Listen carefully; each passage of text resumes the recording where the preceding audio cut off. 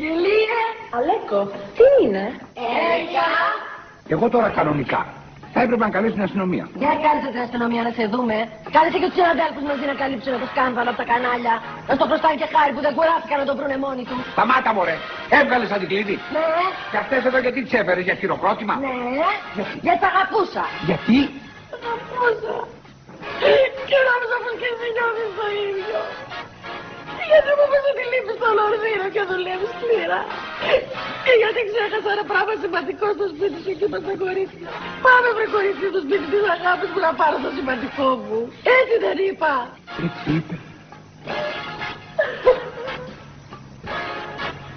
Ποιο είναι το σημαντικό? Το αποτριχωτικό μου.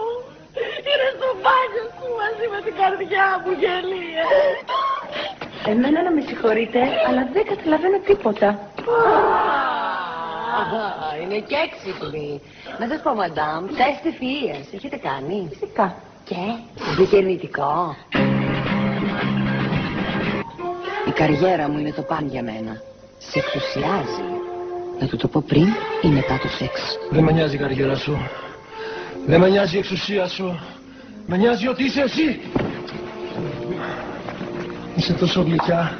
Και εσύ γλυκό παιδί είσαι, αλλά αν μου σκάσεις αύριο κανά, πότε θα πάρω αύξηση? Άσε ρε, για κορόιδα ψάχνεις. Αγάπη μου.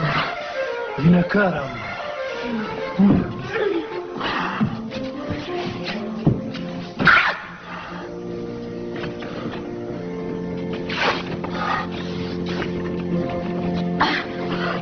Μη διανοηθείς να μου σκίσεις το σουτιέν που αγόρασα από τη Νέα Υόρκη, γιατί θα στα κρατήσω από το μισθό σου και δεν θα πληρώνεις για κανένα εξάμηνο. Ναι.